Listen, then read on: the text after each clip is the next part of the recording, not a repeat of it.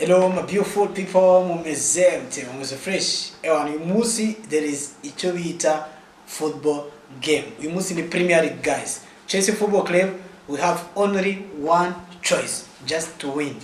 No draw, no lose. Kuko uyu munsi nidutakaza amanota 3 turaba turagenda tuva muri top 4.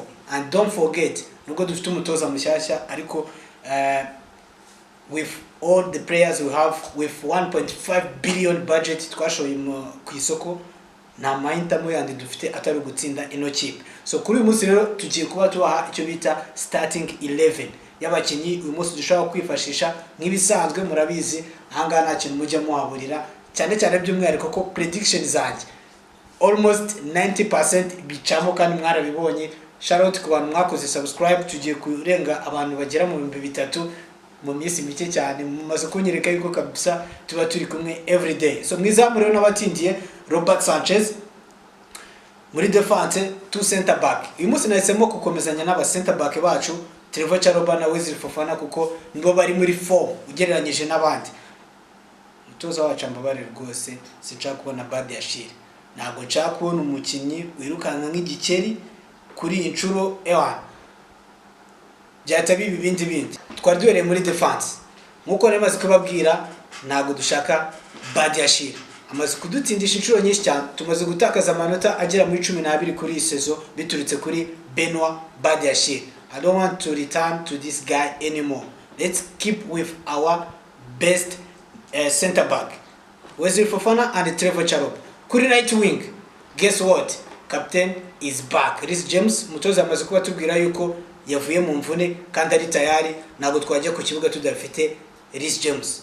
Niwibagirwe yuko kuri musi turi bukenere Stamford Bridge ku kibuga cyacu. Murabizi ko dufite current form nziza cyane at Stamford Bridge. We don't want to waste our chances. Ikindi kintu, I want my revenge.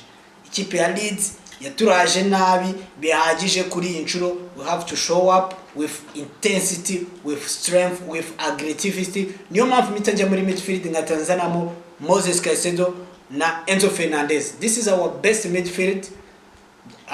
Bose tuba combininze twabatanze miliyoni 220. You cannot bench over 200 million on the bench. You will be mad. That's why kuri uyu munsi ndashaka kubona muri midfield Moses Caicedo and Enzo Fernandez in the same midfield. Tutibagiwe Marc Cucurella. Impamvu nashaka gushyiramo Jorel Hato murayizi. Marc Cucurella is the most experienced guy we have in our squad. So we have to keep with our experienced players. What is very exciting, our attack. It's been a long time tutabona ya celebration yacu ya gutya. Cole Palmer is back, ladies and gentlemen, with hat-trick. Last game yatsinze ibitego 3 wenyine akubita ikipe ya Wolves ayimena amatwi. Bivuze ngo rero kuri inshuro we want the same thing. Bwaba ari ubugoryi, byaba ari stupidity gufata umukinyi watsinze ibitego 3 ukamwicaza kuri bench. Bro, you never do that. Nagufata umugore ugufata neza, utagustressa, umugore utagutesha umutwe, unurangiza ngo umusimbuze wa wundi uza kugukorera amabara. You got it. That's why I like you guys. So uyu munsi rero turagenda kuri number 10 with Cole Palmer kuri wing. Abantu benshi barambwiye ati tubabare next time uzadushyiremo Estevao William. Of course.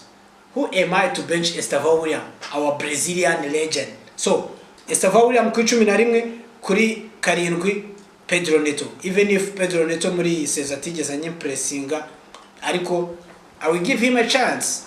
Pedro Neto kuri attack. Ashaka ko mujya muri comment mukanyandikira ninde ushaka gushyira ku 9. Njewe my personal opinion ndashyira Joao Pedro kuko nose ni bari ufite ibitego byinshi muri Swadi. Who am I to bench him? So ni nangagira ngo tureze ikiganiro cyacu, ariko by'umwihariko ntabwo nagenda nababwiye prediction. This is very very strange. We are home at Stamford Bridge. I think today we are going to win. Surely. Kuko ni tudatinda bro, I will be crazy. Turaba tujye gutakaza top 4. Kindi turi guchesinga Manchester United. Nkuko mubizi Manchester United iraturusha atari mwe ryonyine. Just 1 point. We need to show up with our intensity. I want 3 points today. Nizere ko muhamuhari nababwiye kubategurira ukuntu twazajya dukora ka live ibikoresho byaraje ariko ntabwo ndabona time. Sometime matches ziba niberiye mu kazi avuga se ndashyira abantu live ndi mu kazi umukiriya ahita amamagara ngo yego meze gute ngo Muhammad kwatitse kuza byiryo meze gute. Niyo mpamvu nshaka kubanza ngafata umwanya ibikoresho birahari ariko ndashaka time yenda live bizakunda ndabibona ibitekerezo byanyu murabinsaba cyane ariko it's a matter of time.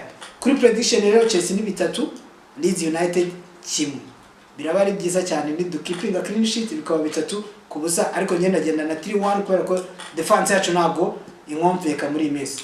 So muri comment rero nawe umbwire ati Chelsea binga umuntu uri mubikore murabizi nako. So reka nsoreza ngamba shimira cyane arafista ndabakunda cyane ciao.